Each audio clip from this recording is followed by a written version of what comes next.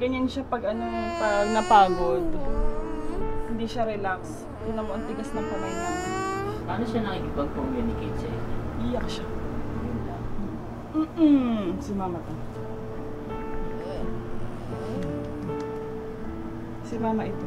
Pag ganyan, nagpapakarga siya. Hindi mo tumahimik.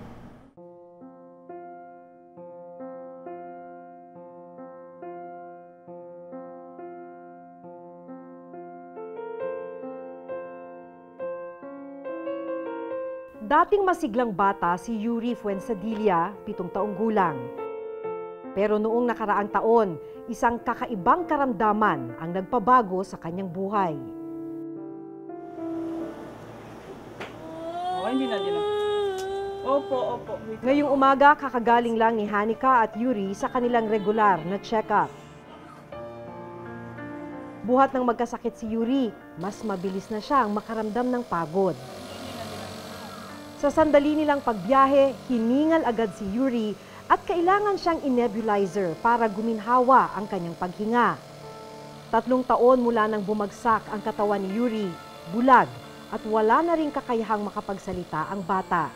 Hindi na rin niya kayang kumilos mag-isa. Pinapakain siya sa pamamagitan ng tubong pinasok sa kanyang ilong at diretso na sa loob ng kanyang tiyan. Bigla na lang siyang nagising ng madaling araw. Tapos nag-seizure siya. Pero normal siyang bata eh. Pumapasok sa school, naglalaro, gano'n. Sinugod namin ng PCMC ng November 2012. So yun ang pinaka-start. Tapos pagkalabas niya, wala namang binigay na gamot. Tapos naulit yung seizure niya after 1 month. Nagtataglay si Yuri ng karamdaman na kung tawagin ay adrenoleukodystrophy o ALD. Ang ALD ay isang rare disease o di pangkaraniwang karamdaman kung saan napipigil ang nervous system ng isang tao para makatanggap ng signal mula sa iba't ibang parte ng katawan. Pangunahing epekto nito ang pagkabulag, hirap sa pagkilos at pagsalita, pagkabingi at mabagal na mental at physical development, mga paghihirap na dinaranas ngayon ni Yuri. Most of them nga, later on, di na makakalakad, mawawala na rin yung abilidad na yun. So most of them, bedridden lang. So very prone sila minsan sa mga pneumonia, etc. So usually, early teens ang nakikita namin na lifespan ng childhood cerebral form ng ALD. Isa sa bawat 17,000 tao ang may posibilidad na magkaroon ng adrenoleukodystrophy o ALD. Dahil itinuturing itong rare disease, wala pang gamot na maaaring makapagpagaling sa mga nagtataglay ng ganitong karamdaman. 5 taong gulang si Yuri nang unang mapansin ng kanyang mga magulang ang pagbabago sa kanyang pagkilos. At mula noong maospital siya, hindi na muling umayos pa ang kondisyon ng bata. Masakit kasi nakikita mo siyang gusto niyang maglaro. Tsaka pag nainig mo siyang gumagano siya, parang gusto niya magsalita.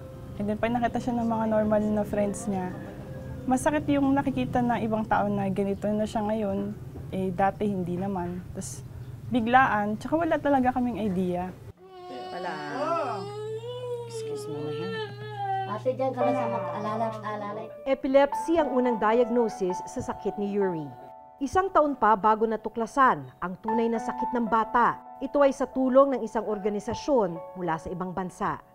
Yung doktor na roving doctor sa PCMC, pinabasa niya ako ng articles. Then nag-research kami sa internet. Tapos pinahanap niya ako ng sponsors na pwedeng mag-shoulder nung test. And then hinanap ko yung ALD Life.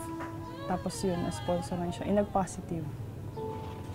Tapos nung nag-positive siya, pinatest ako ng ALD Life at saka yung brother niya. Nag-negative naman yung kuya niya. Tapos ako yung carrier. Isa lamang si Yuri sa 7 kaso ng ALD sa bansa na naitala ng Philippine Society of Orphan Disorders o PSOD. Pero maaring may ibang gaya ni Yuri na hindi pa na-ire-report sa kanila. Ang malungkot, habang tumatanda ang may ganitong karamdaman, mas lumulubha ang kanilang kalagayan. Hindi totoo yun na may handang tao na tanggapin na ikaw ang nanay maglilibing sa anak mo.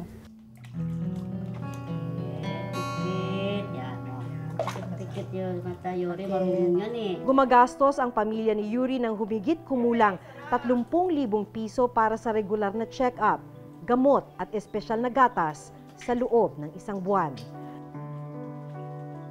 Bagamat parehong nagtatrabaho si Hanika at ang kanyang asawa, hindi pa rin daw sapat ang kanilang kinikita para suportahan ang mga pangangailangan ng kanilang anak. Gawin mo, mabitawan. At anak mo ka, madulas eh. Pero hindi kami tumitigil. Araw-araw pa rin kami naghahanap ng help para sa kanya. Kahit na mayroong naiipon paunti-unti, ganyan. Hindi kami tumitigil kasi hanggat buhay siya, siya yung nagiging strength namin para magpatuloy. Kasi isipin mo kung wala siya, di ba parang wala rin kami. Parang wala nang sense yung buhay pag wala yung pinaglalaban mo.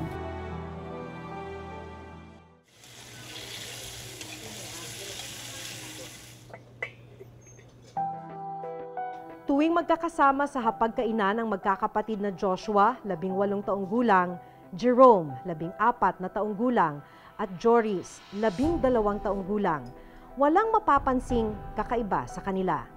Nagtatrabaho bilang isang janitor ang kanilang ama, kaya si Aling Aida na lamang ang nag-aasikaso sa kanilang magkakapatid. Madalas po silang magtanong, "Nanay, bakit ganito? Gusto kong makapag-aral, gusto kong tumakbo, gusto kong kagaya ng mga bata." Siyempre po bilang isang ina, napakasakit nung halakang maisagot.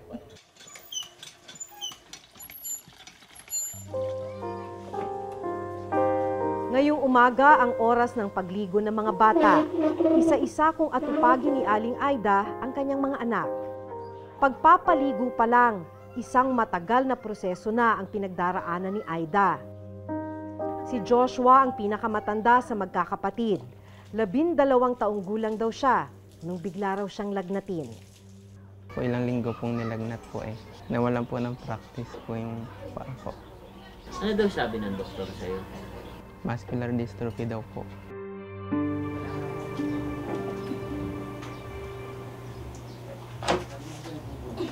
Dalawang taon lang ang lumipas, si Jerome naman daw ang nakaranas ng kaparehong sintomas hanggang sa tuluyan na siyang hindi makalakad.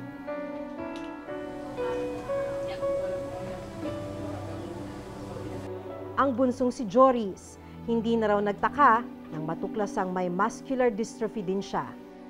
Natakot ka ba na magiging kagaya ka ni Kuya? Paano? Nakikita mo sila, hindi sila makapaglakad. Opo.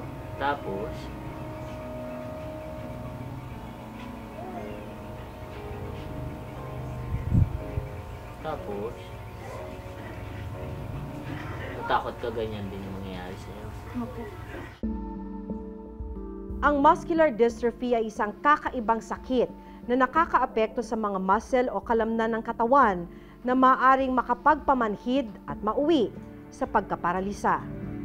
Namamana ang sakit na ito pero lalaki lang ang naapektuhan ng ganitong kalagayan. Isa sa bawat mahigit 3,000 ipinapanganak ang maaaring magkaroon nito. Itinuturing ng World Health Organization o WHO ang muscular dystrophy bilang isang rare disease. Yung iba may affectation din ang cognition, yung iba talagang muscles lang. So talagang panghihina, no? So yung iba maaring maging wheelchair bound kasi hindi makakalakad. Ang diaphragm mo, yung paghinga, muscle din yan. So yung iba pwede ring maging dependent sa ventilator. So lahat ng muscle sa katawan pwedeng maapektuhan pag sinabi mong muscular dystrophy. Maraming beses daw sinubukan ni Aida na hanapan ng lunas ang sakit ng kanyang mga anak. Pero tulad ng sakit ni Yuri, wala pa raw gamot para mapagaling ang may muscular dystrophy. Kailangan araw-araw matatag kaming mag-asawa. Kasi kung hindi kami matatag, saan kukuha ng lakas yung mga anak namin na kahit nagdurugo na yung puso namin, talagang ipinapakita namin na yung katatagan talaga. Sakit. Ipinayo na lamang ng mga eksperto kay Aida ang regular therapy sa magkakapatid para hindi tuluyang manigas ang kanilang mga kalamnan at mga buto. Pero dahil walang sapat na suportang pinansyal, si Aida na mismo ang nagmamasahe sa kanyang mga anak. Buhat ng maglabasan ang mga simptomas ng muscular dystrophy sa magkakapatid. Nahinto na sila sa kanilang pag-aaral. Kung pwede nga lang po yung buhay ko, magiging kapalit ng buhay ko yung ang kagalingan nila. Siguro, taus-puso ko pong ibibigay yung buhay ko para maranasan po nila yung isang batang normal ang kilos. Kasi po talagang pinapangarap nila noong pong bago-bago pa nila. Gustong-gusto nilang makalakad, makatayo, makatakbo. Napakasakit bilang magulang. Wala kang maibigay kundi wala kang maibigay. Salita lang na pampalakas ng loob sa kanila. Tanging yun lang talaga yung amin na ibibigay. Suporta, pagmamahal.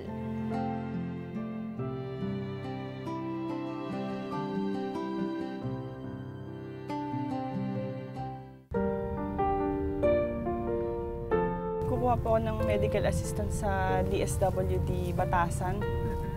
Kasi yung pang-suporta lang po dun sa pabili ni Yuri ng gatas. O, tapos kung may mga reseta po, pwede rin pong ipahatas sa kanila.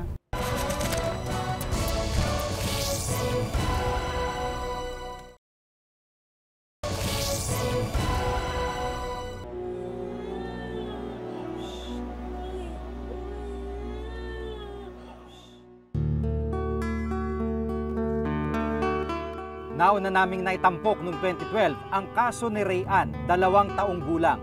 Natuklasang may osteogenesis imperfecta o brittle bone disease si Rayan, isang namamanang sakit kung saan marupok at madaling mabali ang mga buto nang nagtataglay nito. Kanya pa, marupok nga po yung buto niya. Ano po yung nangyayari kadalasan sa kanya? Nababalian po siya. Yan, ganyan po. Pag nakaupo siya, ganyan. Tapos pag mali yung galaw niya, nababalian siya, hindi na siya makakilos, iyak na siya ng iyak. Hindi niya na maigalaw yung mga paa niya. Iyak lang siya ng iyak.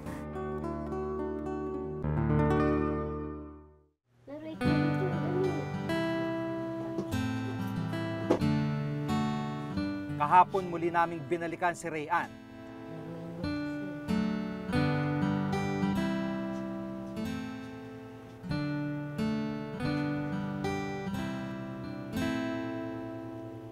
Yung pag last na visit niya dito sa amin, may tumulong na sa amin.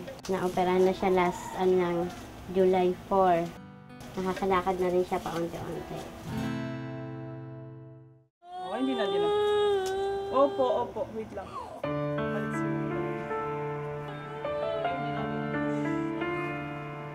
Ayon sa Philippine Society for Orphan Disorders o PSOD, isang non-government organization na tumutulong sa may rare o orphan disease. Walang sapat na tulong na natatanggap mula sa pamahalaan ang mga may rare disease sa bansa. Hindi naman overnight porque sinabi natin na meron tayong universal health plan, nandiyan na kaagad ng infrastructure. This will take years. And syempre, the Department of Health will assess the situation, ilan na ba tayong rare disease, sino ang meron treatment, ano ang kaya natin tulungan. Ayon sa PSOD, may 231 kaso ng may rare disease sa bansa, pero hindi pa ito kompleto dahil hindi lahat ay nire-report sa kanila. For rare diseases, it's really more on support therapy. So if they get admitted, what DOH can do, tinutulungan niya dun sa hospitalization cost. But let's say, prevention, medyo mahirap-hirap po talaga kasi 80 to 90% of these cases are genetic. Ngayong umaga, sinamahan namin siyang magtungo sa Department of Social Welfare Development o DSWD para humingi ng tulong. Kukuha po ako ng medical assistance sa DSWD Batasan. Kasi yung pang-suporta lang po dun sa pabili ni Yuri ng gatas. O, tapos kung may mga reseta po, pwede rin pong ipahatas sa kanila. Yung isang maliit na lata kasi sa commercial store, 509 pesos. Consumable niya yun ng isa't kalahating araw.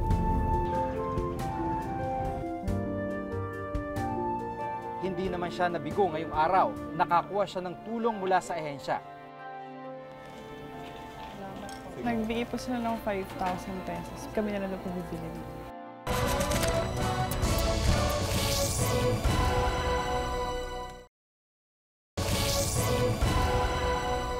Ito ang mas pinalawak na pagbabantay sa mga isyu ng bayan. Ako po, si Maki Pulido. Hanggang sa susunod na Webes ng pagbabantay sa mga isyu ng pamahalaan at lipunan, ako si Jiga Manikad at ito ang nakatala sa aming Reporter's Notebook.